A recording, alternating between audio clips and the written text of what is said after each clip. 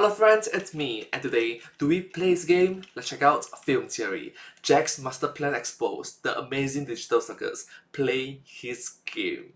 From the film series, together, let's go. Let's start. One of these characters in the amazing digital circus is an AI imposter, an NPC that somehow slipped through the cracks and is now living amongst the human cast of the circus without anyone noticing. And the worst part of it all, they are the true villain of the show, the real monster torturing the rest of the cast for their own amusement. Whoa. Hello internets, welcome to Film Theory, the show that wants you to pop that subscribe button like a crocodile-shaped balloon. So, Hello internet, welcome to Film Theory. Subscribe, thank you. finally, after 6 months, we've gotten the return of the wacky world and awesome adventures of the amazing digital circus. And man, episode 2 reveals so much about these characters, this series, and just how this world operates. So, our entire existence here is just LARPing. It's like the Ren Fair. In this latest episode, Kane sends the gang to a new level called the Candy Canyon Kingdom, where they fight on candy war rigs, Mad Max style. What time period is this supposed to be again? I had the same question, Pomni. During this quest, Pomni and a Candy Crocodile Dundee NPC named Gummy Goo both fall out of bounds into what looks like a developer room. Here, Gummy Goo discovers a copy of himself, lifeless and stuck in a default A pose. I guess the T pose wasn't submissive and agreeable enough, and goes through an existential crisis after realizing that he's not actually real. Where's Mum? I can't even remember her face. Did she ever have a face? Pomni empathizes and invites Gummy Goo to live with the rest of the castmates in the digital circus to find some purpose. But after the gang finishes the adventure, Kane seemingly deletes Gummy Goo, much to Pomni's horror. Looks like one of these guys made it through! Wait, what?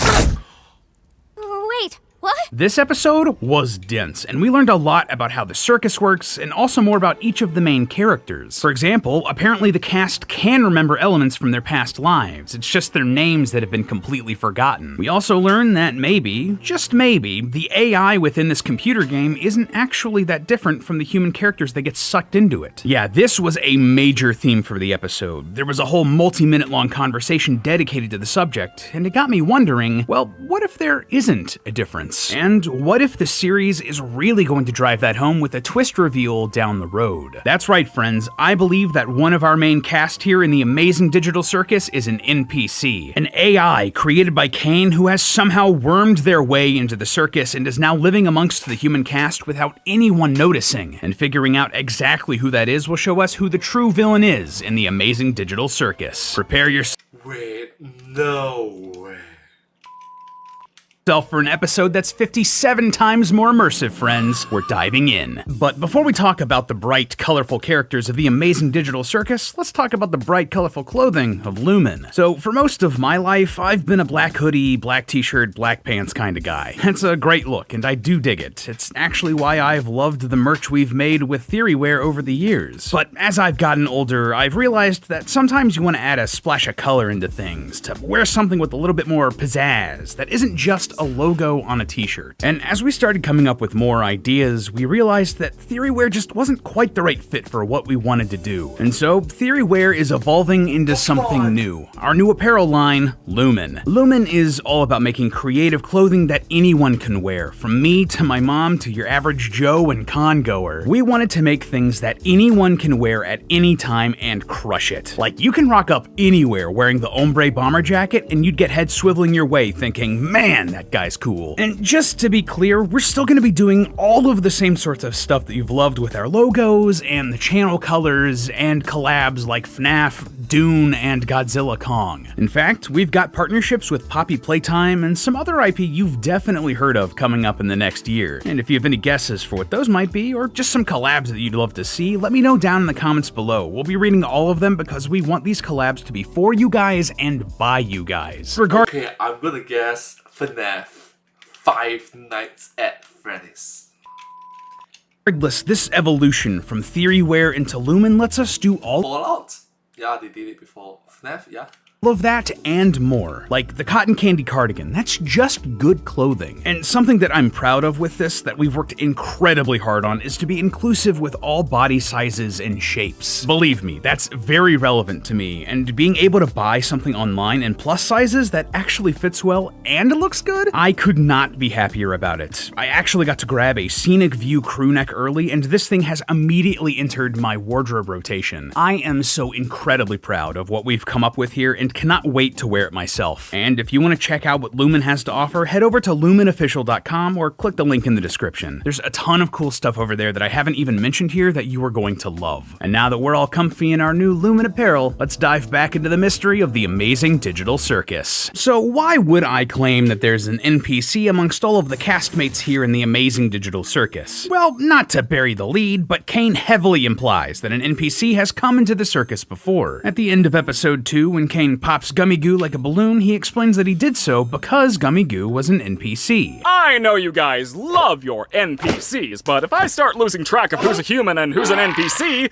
who knows what could happen? That could have a couple of implications. Maybe Kane accidentally deleted a human castmate before, or maybe one of these humans is actually an NPC. Well, the latter seems much more likely because it doesn't seem like Kane can delete humans. When characters like Kaufmo abstract, Kane doesn't delete them despite that being an easier solution. Instead, he just throws them down into the cellar. No, more likely, an NPC has made it back to the circus before, and Kane just can't remember who is who anymore. That seems like an awfully big Chekhov's gun to hang on the wall and never go off. And this isn't even the only piece of evidence pointing towards a human character actually being an NPC. Especially in episode 2, there was a lot of emphasis put on the concept of AI and just how advanced they are. First off, while trying to entice Zubul to join in on the adventure in the Candy Canyon Kingdom, Kane tells her that I'm testing out a new AI in this one! It should be 57 times more immersive! this shows us that Kane is working on making his NPC characters more advanced, that creating more realistic, human-like AI is a priority for this computer system. And elsewhere in the episode, we see this to be true. The AI of the NPCs we see in this new level is far and away more advanced than what we see in episode 1. First off, Princess Lou of the Candy Kingdom welcomes the cast as brave knights sent by God to help the kingdom in their time of need. As you can see from that stained glass window, the god here is clearly Kane. Therefore, these AI are advanced enough to understand that Kane created them and make their own religion around that, exactly how humans do in the real world. But more prominently than that, the themes of this episode really take a dive into what separates humanity from AI, if anything at all. One of the biggest moments here was Gummy Goo's internal existential crisis after falling below the map, where he realizes that nothing in his life is really real. His friends, his mom, even himself, none of them are actually real people. I don't matter in the slightest. I'm nothing.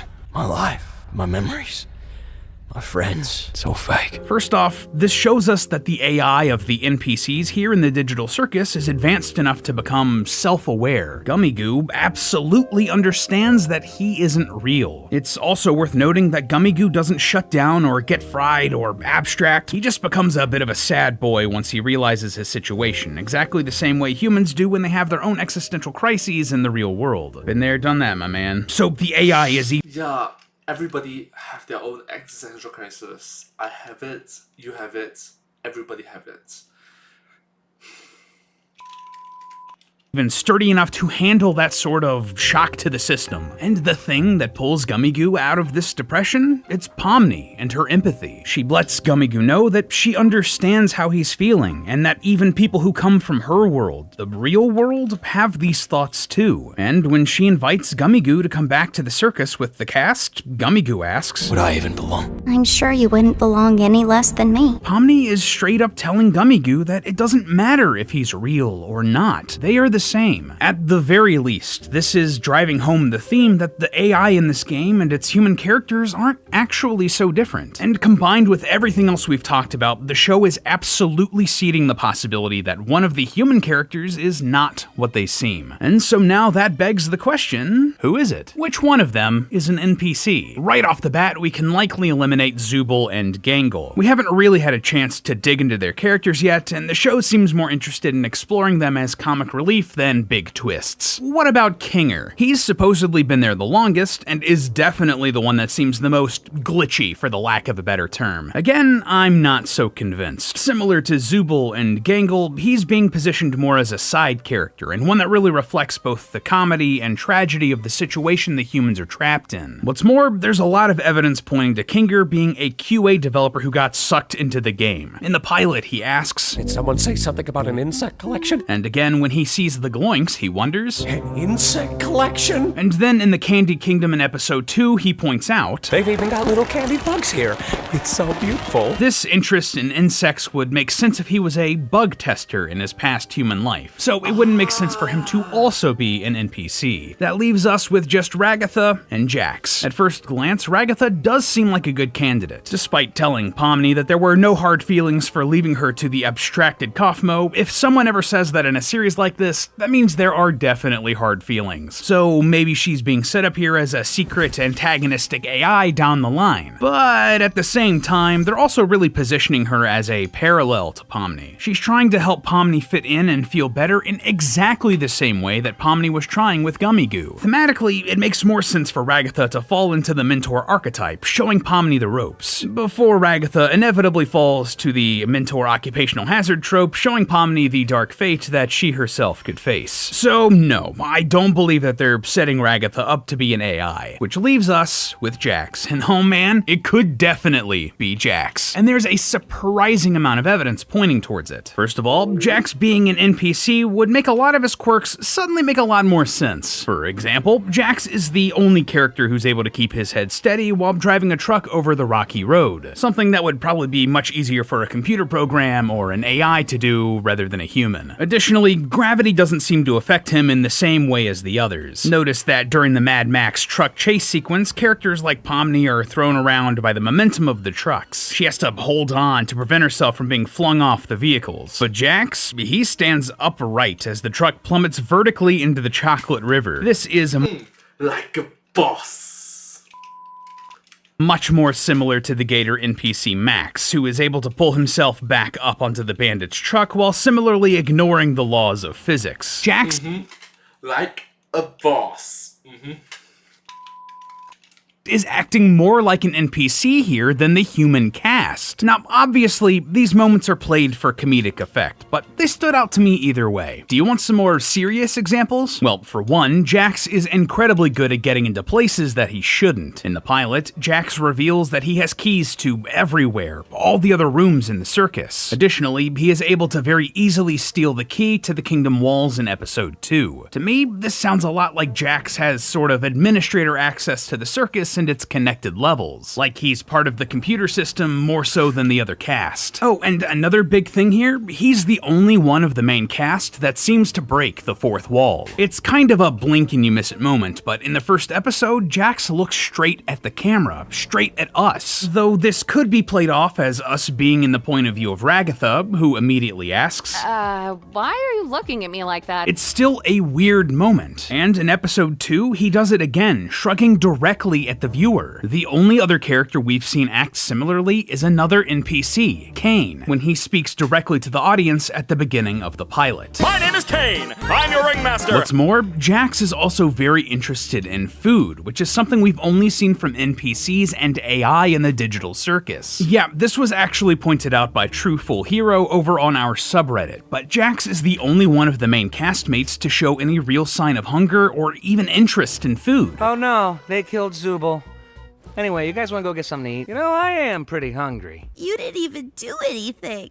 So what? I can still be hungry. Why is this significant? Well, according to Kinger, the humans in the digital world have no need to eat, drink, or sleep. Well, not really, because we don't need to eat, drink, or sleep in this digital world, so the digital food here only gives off the virtual sensation of eating without any of the nutritional benefits. However, NPCs do seem to need food. Like in episode 2, the crocodile bandits say that this much syrup would save hundreds of people. This implies that foods like syrup can help NPCs, and this isn't even the only time we see NPCs eating or talking about food. In episode 1, Bubble eats the angel food cake. You parasites! The glowing queen eats Zubul, and the fudge speaks about eating many of the candy townsfolk. We even see Kane and Bubble in a restaurant during the pilot, though it doesn't look like their food has arrived yet. Additionally, though we do see the human characters at a table set with food during the Last Supper scene in the pilot, we don't see any of them eating. And this was given to them as a reward by Kane, an AI who would see food as essential. So Jack's craving food, unlike any of the other human characters we've seen so far, is another tell that he's an AI.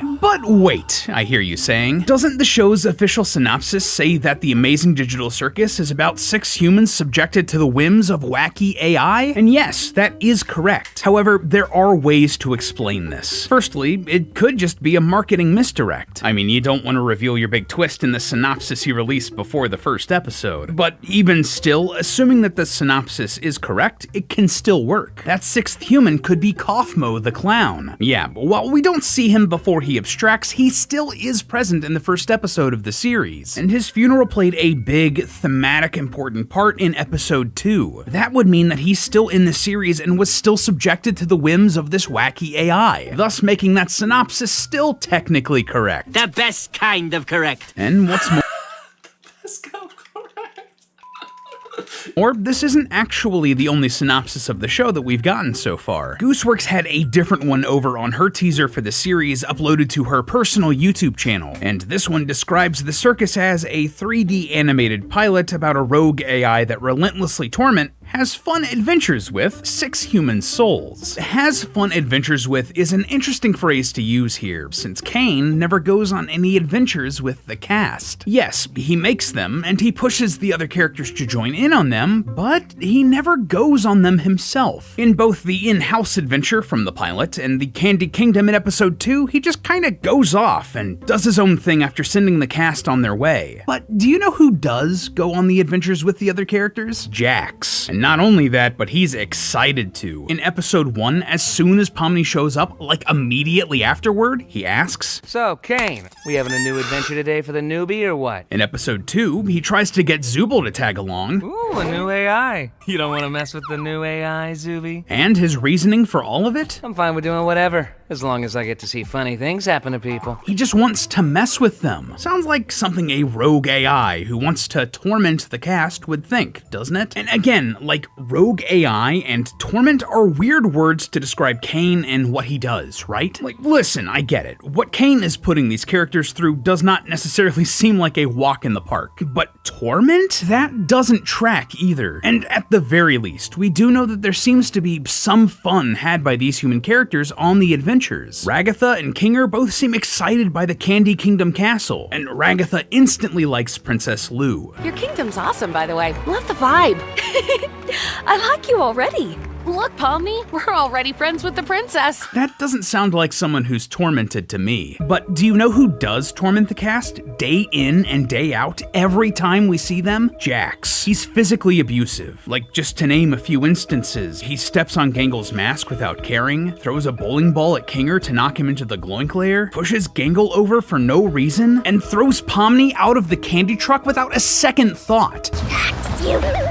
On top of that, he threatens them, often. He tells Ragatha that he left a centipede, her worst fear, hidden in her room, forces Gangle to ram the syrup tanker, or he'll tell Ragatha about the figurine thing, and saying that Ragatha's hair looks like licorice in front of a monster that eats people made out of candy. He doesn't even bother to show up for Kaufmo's funeral, and he gets very unhappy when bad guys seem to die, like when the Fudge is seemingly killed in the Candy Kingdom. I'm so unbelievably disappointed. He even leaves the kingdom gates open for the Fudge so he can murder the candy citizens. I could go on and on and on, but you get it. A rogue AI that torments others lines up way more with Jax because even if he isn't the bad guy of the show, he's definitely a bad guy. On her Tumblr, Gooseworks has gone into great detail about how despicable Jax is. He's morally the worst character in the show. When a fan said that they hoped that Jax would get worse, she said that you're probably gonna enjoy some of the things we have planned, and then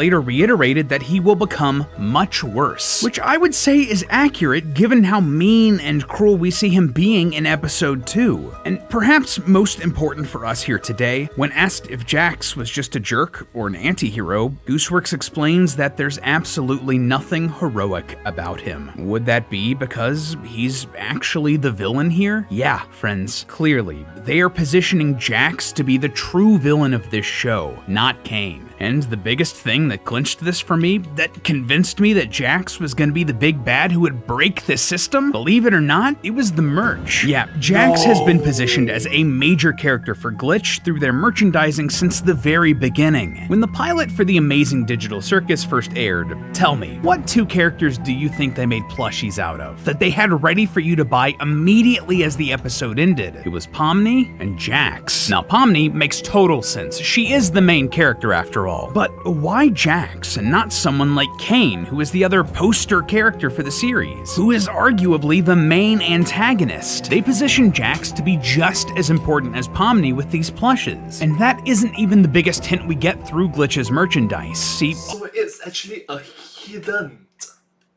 villain.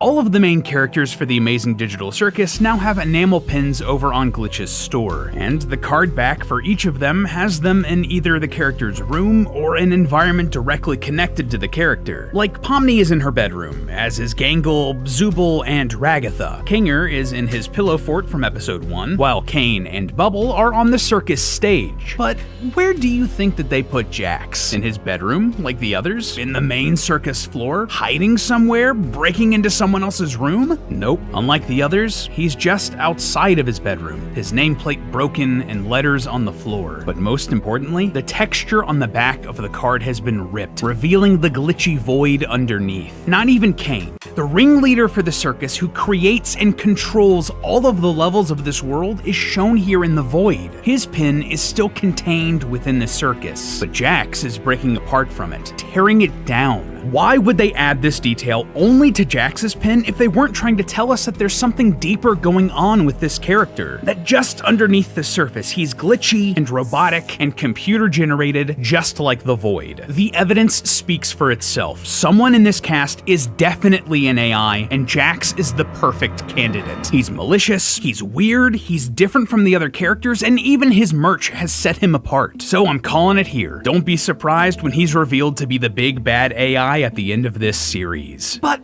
that being said, Jax wasn't the only contender I had in mind while writing this video. There's actually a lot of evidence pointing towards Pomni being an NPC too, which we will be exploring very soon. Yeah, we'll be doing another episode exploring the possibility that Pomni is actually a secret AI NPC in the near future. So subscribe if you don't want to miss that episode when it hits. But until then, as always, remember that it's all just a theory. A film theory. And cut! And if you want another digital circus theory right now, check out our video proving that the digital circus is literally HE double hockey sticks. Noticed? 1.5 clap. Thank you so much, hope you enjoyed, subscribe, thank you. But hey, that's just a theory, a film theory, and cut.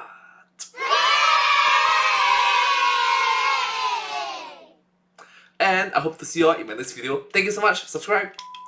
Got to be honest with you, this is going to be very exciting.